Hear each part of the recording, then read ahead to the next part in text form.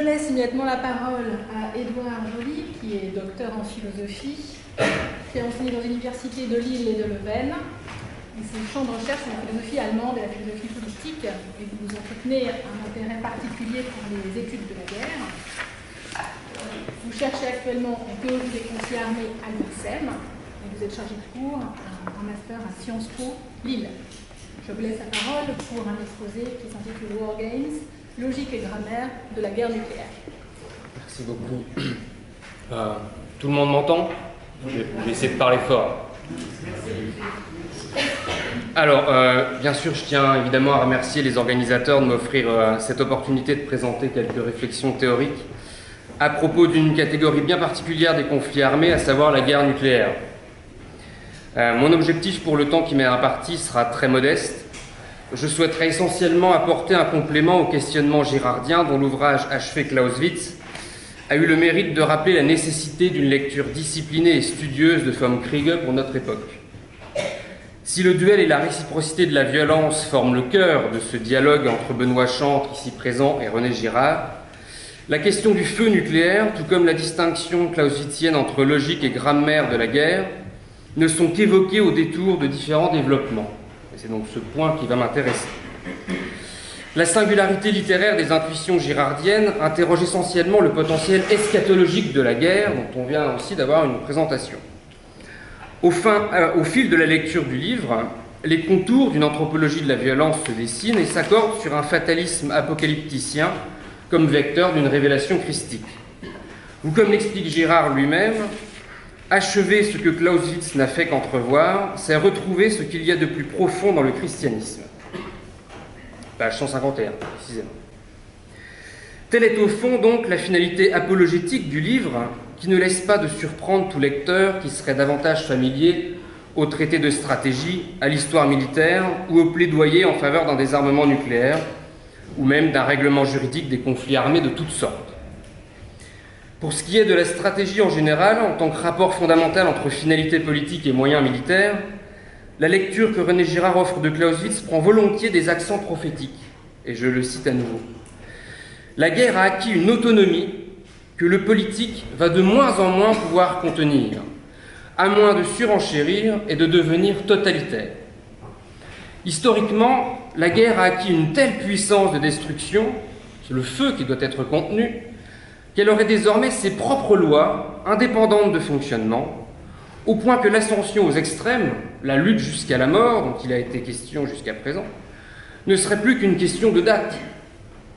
Mais cela prend toutefois un contre-pied radical par rapport au texte de Clausewitz, pour qui la guerre est surtout l'écriture et la parole d'une pensée politique résolue à faire usage de la force lorsque la diplomatie ne suffit plus. La grammaire de la guerre nucléaire, l'expression de ses moyens, lui dicterait-elle ainsi sa logique, sa finalité? La guerre totale d'annihilation, cette ultime possibilité à l'horizon du moyen nucléaire, implique-t-elle une politique totalitaire qui serait seule à sa mesure? Afin de poser le problème de la guerre nucléaire en tant que stratégique, je propose d'opérer d'abord une légère distance historique en nous plongeant dans le contexte des années 80, d'où le titre de mon intervention, en particulier le contexte donc, du film War Games, sorti précisément en 1983. Alors j'espère que vous l'avez vu, et je vais un peu le résumer pour que ce soit plus simple de visualiser. Cette première étape permettra de comprendre ce que Clausewitz entend tant par friction que par guerre absolue. Le film War Games tira son succès de sa capacité à mettre des images finalement sur un événement impossible à se représenter, à savoir, pour reprendre une expression d'Anders justement, le globocide, la réalisation d'une destruction mutuellement assurée au moyen du nucléaire militaire, à une époque, 1983, où plus de 64 000 têtes nucléaires étaient comptabilisées au niveau mondial. Pour aujourd'hui, on est redescendu à 9 200 environ. Cette illustration devrait permettre ensuite un examen plus aisé de l'imbrication singulière de la logique politique de la dissuasion et sa finalité du non-usage, avec la grammaire militaire du nucléaire et la diversité de ses moyens d'attaque et de défense. De manière générale, je ne traiterai pas de la question du nucléaire militaire sous l'angle moral, je me contenterai de l'envisager uniquement sous l'angle stratégique et de voir en quoi une politique de la technique demeure peut-être pensable. Donc, premier point, la logique de la dissuasion, friction, guerre totale et guerre absolue. Le film War Games s'ouvre avec l'arrivée de 2 hommes dans une base militaire camouflée du commandement de la défense aérospatiale de l'Amérique du Nord. Après avoir passé différents contrôles de sécurité, un peu comme pour rentrer dans une université maintenant, ils entrent dans une salle de lancement qui commande l'envoi de missiles balistiques intercontinentaux équipés de têtes nucléaires. Il y a une alerte indiquant que la Troisième Guerre mondiale est sur le point de commencer, est en train de commencer. Un des 2 hommes suit la procédure de lancement, les silos s'ouvrent, les missiles s'apprêtent à partir. Mais l'autre homme refuse fermement, réclamant que l'ordre, ou du moins sa confirmation, lui provienne d'une voix humaine au téléphone, et non d'un simple signal qui déclencherait la mort de 20 millions de personnes. Et l'alerte n'était qu'un exercice. 22% des militaires en charge du lancement dans le film ont refusé de suivre la procédure jusqu'au bout. Alors, suivant le conseil de l'expert en informatique rattaché à la présidence américaine, toujours dans le film, la décision est prise de supprimer le facteur humain de la procédure et de confier le contrôle total de la force nucléaire à un ordinateur central, le WOPR, donc pour War Operations Plan Response, en français le PROG, plan de riposte opérationnelle de guerre, un supercalculateur dédié à l'automatisation d'une riposte adéquate en cas d'attaque nucléaire soviétique. On délègue tout à la machine. Suit une seconde scène où un adolescent montre à sa petite amie comment changer ses notes en piratant l'ordinateur de l'école via les lignes téléphoniques. Il parvient ensuite à se connecter sur une autre machine qui lui propose plusieurs options dans une liste de jeux, allant d'une banale partie d'échecs à la guerre thermonucléaire globale, en passant par la guerre chimique ou l'art de la guérilla, diverses variations. David, l'adolescent, choisit de jouer à la guerre thermonucléaire globale. Le centre de commandement de la défense voit alors s'afficher de son côté, sur ses écrans, les alertes l'informant que les hostilités ont commencé du côté soviétique et que la machine prépare une riposte automatisée, suivant une ascension proportionnelle et progressive en fonction de l'attaque déclenchée. La débrancher ou l'arrêter est impossible, sous peine que la machine intègre l'information d'une attaque du centre de commandement lui-même. Entre-temps, David retrouve le professeur à l'origine du supercalculateur, qui est le seul à pouvoir interrompre le processus. Il a créé la machine. Le général, responsable d'ordonner une attaque avant que la machine ne le décide par elle-même, finit par être convaincu par le professeur d'attendre l'impact présumé des premiers missiles soviétiques afin d'être certain que la guerre nucléaire a bien commencé. Et en absence d'impact réel, le professeur pousse alors la machine à achever ses simulations en lui indiquant qu'il s'agit au fond d'une partie de morpion, de tic-tac-toe. Dans l'impossibilité de trouver un scénario qui n'entraînerait pas un haut degré mutuel de destruction entre les belligérants, la machine conclut d'elle-même que le jeu de la guerre thermonucléaire globale est bien étrange, parce que le seul coup gagnant est de ne pas jouer. The only winning move is not to play. L'ordinateur central s'est dissuadé lui-même en simulant une multitude d'usages du feu nucléaire. Le film War Games soulève donc un double problème. Tout d'abord, la question de l'ascension aux extrêmes comme nécessité dans la guerre thermonucléaire, le tout dans le contexte de la guerre froide, et d'un autre côté, l'apparition d'un nouveau risque dû à la mise en connexion des ordinateurs entre eux via les lignes téléphoniques. Alors il s'agit de ce qu'on appelle à l'heure actuelle du problème de la convergence entre cyberdéfense et capacité nucléaire, que je laisserai de côté, puisque c'est encore un autre problème. En raison de la puissance incommensurable de l'armement que l'armement nucléaire présuppose, le film illustre donc une machine en charge de la préparation de la réponse nucléaire, qui vient remplacer l'homme, devenu obsolète au regard du déchaînement prométhéen rendu possible par le feu nucléaire. La guerre nucléaire tendrait ainsi à n'être relative plus qu'à elle-même et à son dispositif technique.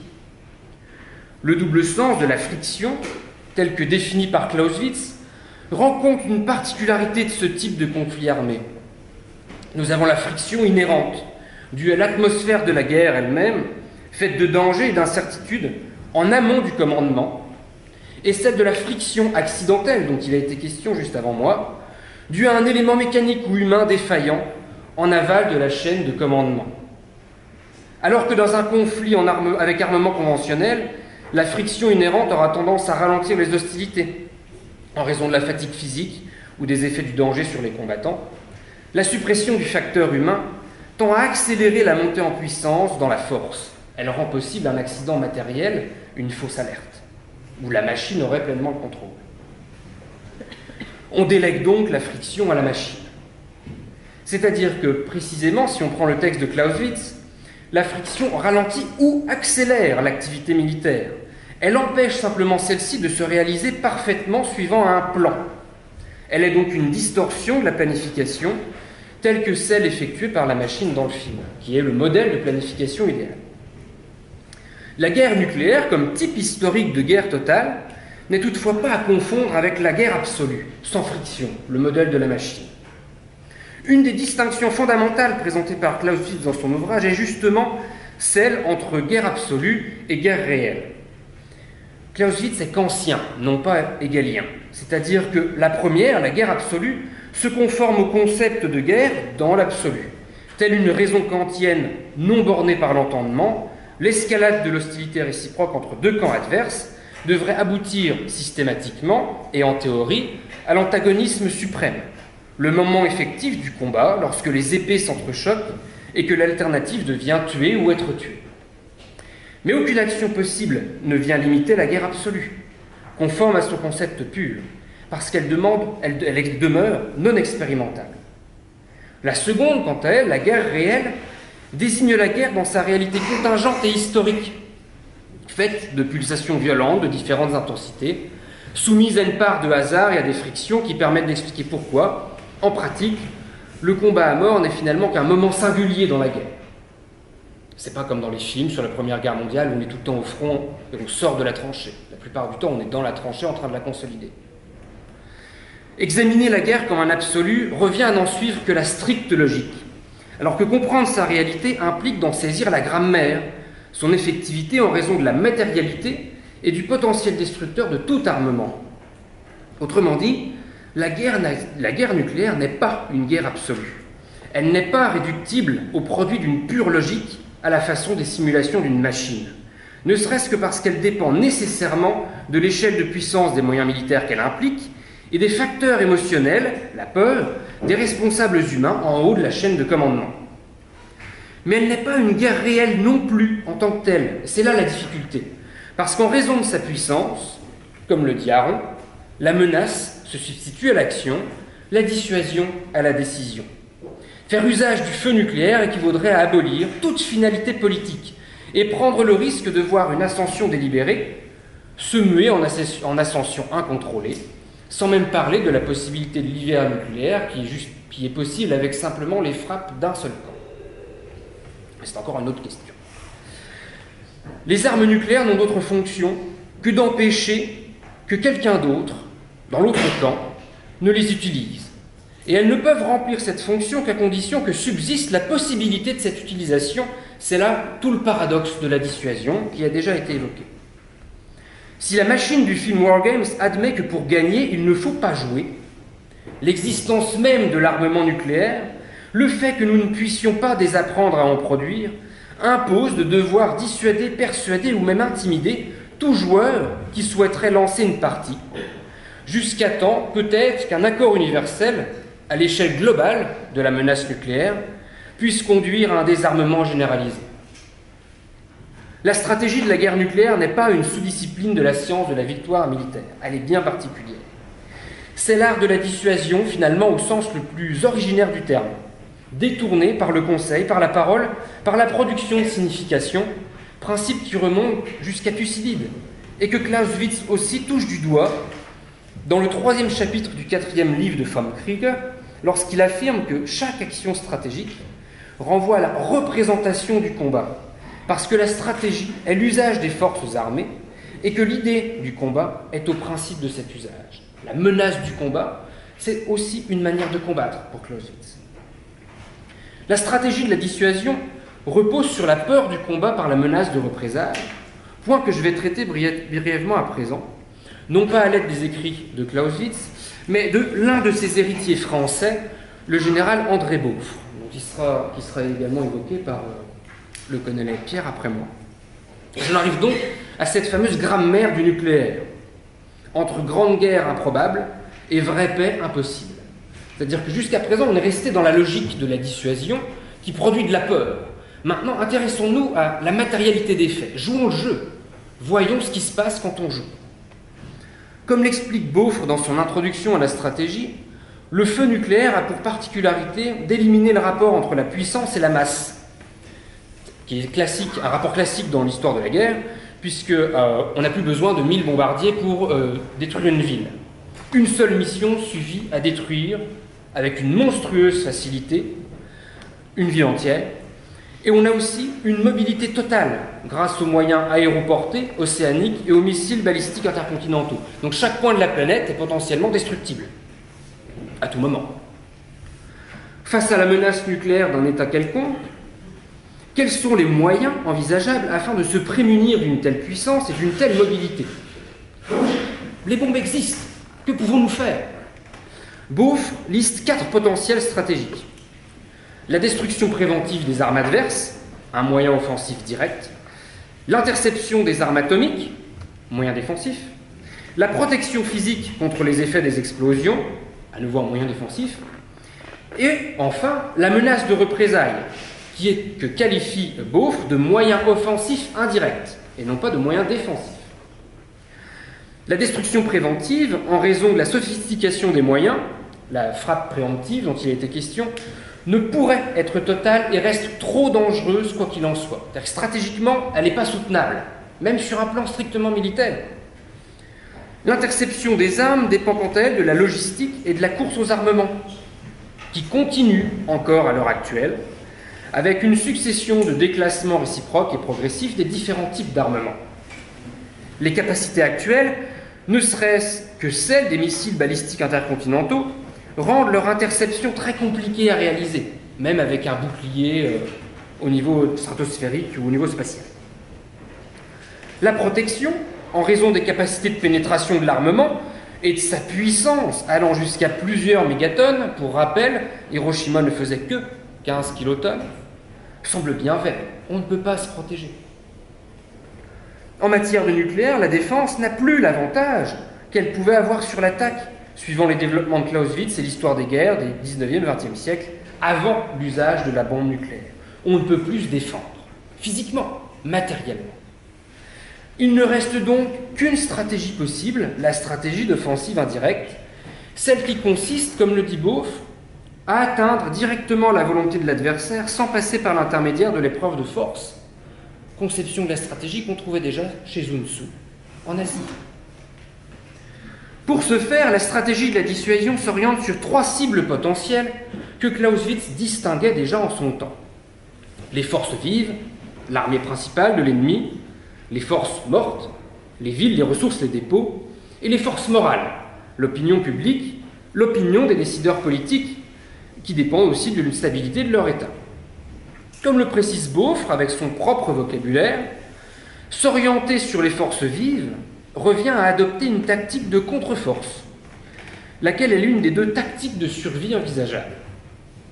Mais c'est là la plus onéreuse et la moins certaine, puisqu'elle dépend non pas de la puissance de frappe, mais de la puissance restante d'une capacité protégée de frappe en second, qui a été évoquée également. C'est celle des sous-marins nucléaires, puisque ce sont eux les plus protégés, furtifs, introuvables et dont la localisation est de toute façon protégée. La capacité de destruction suffisante repose donc sur la possibilité de désarmer totalement l'adversaire. Mais elle repose aussi sur la certitude que celui-ci est en train d'attaquer. C'est la question du film War Games. Sans quoi chaque frappe, quoi qu'il en soit, sera suivie de représailles encore plus fortes, jusqu'à l'annihilation réciproque. On est coincé. Deuxième tactique, la tactique contre-cité. C'est la deuxième tactique de survie. Elle correspond à la stratégie de dissuasion minimale, moins coûteuse en moyens, puisqu'elle cible les villes et repose sur la projection de morts civiles en guise de représailles, avec le risque, toujours possible, d'une annihilation réciproque. En dépit de sa nature irrémédiablement choquante du point de vue moral, on envisage la mort de millions de non-combattants en guise de représailles justifiées. Ce type de dissuasion reste accepté, parce que la nature même des technologies de destruction fait que chacun peut être menacé sans être prisonnier ou victime d'un chantage direct. On n'a pas le couteau sous la gorge. Personne ne fait de mal aux autres, et nous croyons qu'au fond, il demeure improbable que nous soyons contraints de le faire un jour. Ou comme le dit Walzer, nous nous efforçons d'être crédibles, mais ce que nous projetons et ce que nous avons l'intention de faire ne l'est pas. Cela contribue à rendre la dissuasion psychologiquement supportable et permet peut-être aussi d'améliorer marginalement la position dissuasive d'un point de vue moral, mais que je n'évoquerai pas plus que cela. Finalement, orienter la stratégie de dissuasion sur les forces morales ou les facteurs psychologiques de l'adversaire par une discursivité politique stricte reste malgré tout la stratégie de dissuasion la plus efficace. Pourquoi ? Parce qu'elle exprime l'hostilité à échelle humaine. Elle est représentable et rappelle que des ennemis peuvent finalement toujours s'adresser la parole et peuvent donc faire redescendre l'ascension aux extrêmes. Cette stratégie de dissuasion vise à semer le doute chez l'adversaire par l'association bien étrange de 3 éléments. Une crédibilité de la menace matérielle, l'irrationalité assumée de la décision éventuelle et l'incertitude vis-à-vis de l'emploi envisagé des capacités d'armement. On ne sait pas, nous n'avons pas les plans de guerre. La possibilité verbalisée de destruction terrifiante revient à se remémorer celle des Hibakusha, les survivants d'Hiroshima, qui témoignèrent et qui en cela eurent une vocation dissuasive, puisque, comme je l'ai dit, les plans d'emploi du feu nucléaire demeurent secrets et que les quantités d'armement restent massives. Et au fond, personne n'a fondamentalement envie de rencontrer des victimes au visage entièrement brûlé, les orbites vides, les yeux fondus se répandant en humeur sur les joues. Et encore moins avons-nous envie d'avoir à expérimenter la chose nous-mêmes, et encore plus difficilement de la faire subir à notre pire ennemi. La monstruosité des moyens nucléaires employables implique que la préparation de la guerre soit finalement devenue plus importante que son exécution. C'est la matière même du nucléaire qui l'implique. L'échelle des temps s'en trouve modifiée elle aussi. Alors que les batailles du XIXe siècle ne duraient que quelques heures, alors qu'elles se sont allongées pendant les 2 guerres mondiales jusqu'à plusieurs semaines, quelques mois, puis années. La guerre logistique, en temps de paix, implique de former des conjectures permanentes et d'améliorer les capacités de prospective. Comme l'explique Beauf, et il synthétise très bien à la fin de son chapitre de stratégie nucléaire, dans l'introduction à la stratégie, l'homme du XXe siècle, hanté par les 2 catastrophes inutiles de 14-18 et de 39-45, et armé de tous les moyens de la science moderne, a peut-être enfin trouvé le moyen d'en empêcher le retour. Mais le prix qu'il devra payer, imposé par un destin ironique, sera différent de ce qu'il escomptait. La lutte maintenue sur un registre mineur sera devenue permanente. La Grande Guerre et la vraie paix sont alors mortes ensemble. Je conclus tout ceci. Chez Clausewitz, la définition dualiste de la guerre n'est qu'un moment de l'analyse conceptuelle, au sens où la guerre absolue demeure toujours irréelle parce qu'elle est une fiction du calcul qui automatise la violence, soit par simulation informatique, soit par fatalisme historique, soit par goût eschatologique. Choisissez votre recette. Elle est même une tendance générale à craindre, qui impliquerait que le politique ne soit plus capable de modérer la violence dont il serait à l'origine, en raison de velléités totalitaires. Mais la guerre n'est jamais un phénomène indépendant, et encore moins une constante anthropologique. Elle doit être saisie, replacée dans son contexte social, politique et historique. Ce qui vaut aussi pour la guerre nucléaire, dont la grammaire a simplement la particularité de ne jamais s'être manifestée autrement que par la dissuasion.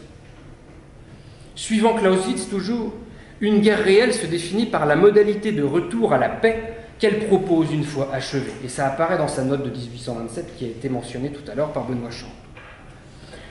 Le brouillage de toute frontière stricte entre guerre et paix, en raison de l'échelle surdimensionnée de la puissance nucléaire et des différentes stratégies que j'ai évoquées, interroge politiquement chacun d'entre nous sur les conditions éventuelles d'un retour à la paix qui dépendrait de l'absence de toute menace.